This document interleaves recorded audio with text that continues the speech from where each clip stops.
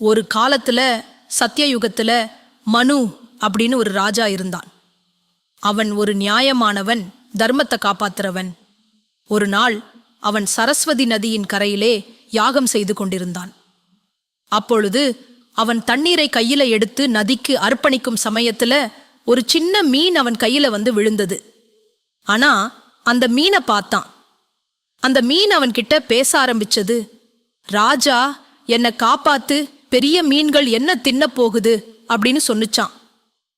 ராஜா மனுவுக்கு ஒரே ஆச்சரியமா இருந்துச்சு. மீன் பேசுதா? இது என்ன அதிசயமா இருக்கு அப்படின்னு யோசிச்சுக்கிட்டே இருந்தான். சரி, இந்த மீனை காப்பாத்துவோம் அப்படின்னு முடிவு பண்ணினான். அதனால அந்த மீனை அவன் தன் கமண்டலத்துல வைத்து காப்பாத்தினான். ஆனா கதை இங்க முடியல, இங்கதான் ஆரம்பம். ராத்திரி ஆக ஆக அந்த சின்ன மீன் பெருசா வளர ஆரம்பிச்சது. கமண்டலத்துல வைக்க முடியாத அளவுக்கு பெருசா ஆயிட்டு. ராஜா அதை ஒரு பெரிய பாத்திரத்துல வச்சான்.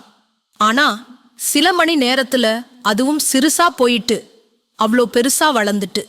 அப்புறம் அவன் அந்த மீனை ஒரு பெரிய குளத்துல விட்டான். ஆனா அந்த குளமும் அதுக்கு பத்தல, அங்கேயும் அது வளர்ந்துகிட்டே இருந்தது. இப்போது நம்ம ராஜா மனுவுக்கு சந்தேகம் வந்தது.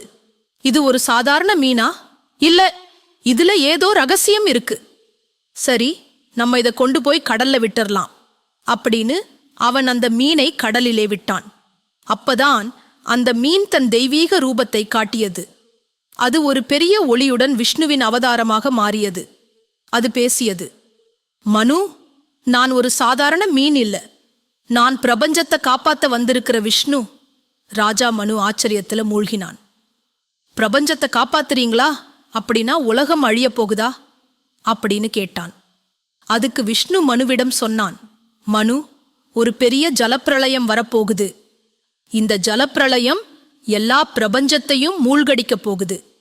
எல்லா ஜீவராசிகளும் எல்லா உயிர்களும் அழிந்து போக போகுது. இந்த ஜலப்பிரளயத்துல இருந்து நம்ம உலகத்தை காப்பாத்தணும் அப்படின்னு சொன்னாராம். உனக்கு ஒரு முக்கியமான பணி இருக்கு. நீ தர்மத்தையும் சத்தியத்தையும் வேதங்களையும் காப்பாத்தணும். இதை கேட்ட மனு பயந்து போனான். ஆனா விஷ்ணு அவனை தைரியப்படுத்தினான்.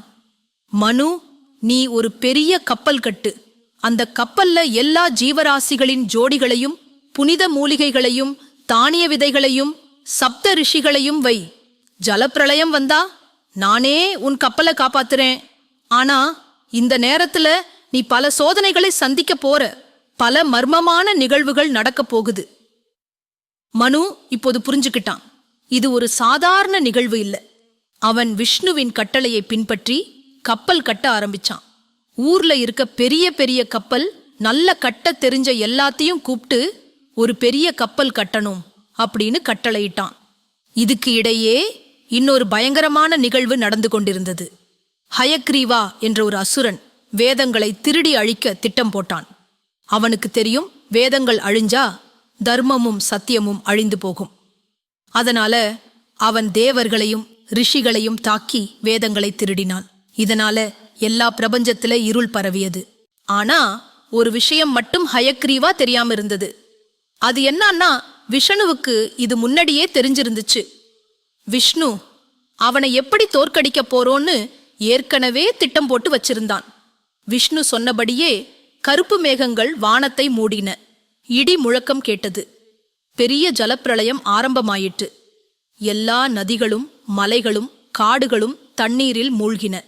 எல்லா உயிர்களும் அழிந்து போயின. மனு தன் கப்பல்ல சப்த ரிஷிகளையும் எல்லா ஜீவராசிகளின் ஜோடிகளையும் வைத்தான். தண்ணீர் கப்பலை மூழ்கடிக்க ஆரம்பிச்சப்போ மனு விஷ்ணுவை நினைத்தான். அப்போது கடலிலிருந்து ஒரு பெரிய ஒளி வெளியே வந்தது. அது ஒரு மச்சமாக இருந்தது. அந்த மீன் எவ்வளவு பெருசானா, அதன் தலை வானத்தை தொட்டது, வால் கடலின் ஆழத்தை தொட்டது. இதுதான் விஷ்ணுவின் மச்ச அவதாரம். அவன் கப்பலை தன் முதுகுல கட்டி, பயப்படாதே மனு, நான் உன்னையும் வேதங்களையும் காப்பாத்துறேன் என்றான். ஆனா இந்த பிரயாணம் எளிதா இல்லை. கடல் நடுவுல ஹயக்ரீவா மனுவின் கப்பலை தாக்கினான். அவன் வேதங்களை திருடி பிரபஞ்சத்தை இருளில் மூழ்கடிக்க நினைத்தான். அப்போது விஷ்ணு தன் தெய்வீக ஒளியை காட்டினான். மச்சாவதாரம் தன் பெரிய வாளால் ஹயக்ரீவாவை தாக்கி அவனை தோற்கடித்தது. ஹயக்ரீவா இறந்த பிறகு விஷ்ணு வேதங்களை மீட்டு சப்த ரிஷிகளிடம் கொடுத்தான். ஜலப்பிரளயம் முடிஞ்சப்புறம் விஷ்ணு மனுவை புதிய பிரபஞ்சத்தின் அடித்தளமாக்கினான். மனு, இப்போது உன் கடமை புதிய பிரபஞ்சத்தை உருவாக்குவது. தர்மத்தையும் சத்தியத்தையும் நிலைநிறுத்து என்றான் விஷ்ணு. மனு விஷ்ணுவின் கட்டளையை பின்பற்றி புதிய நாகரீகத்தை உருவாக்கினான். இந்த கதை நமக்கு என்ன சொல்றது? தர்மமும் சத்தியமும் எப்போதும் காப்பாற்றப்படும். தீமை எழுந்தால் கடவுள்தானே அவதாரம் எடுத்து அதை அழிப்பார். இந்த கதை உங்களுக்கு பிடிச்சிருக்கா? கமெண்ட்ல சொல்லுங்க. வீடியோவை லைக் பண்ணுங்க, ஷேர் பண்ணுங்க. இந்த அற்புதமான கதை எல்லாருக்கும் எட்டட்டும். நன்றி.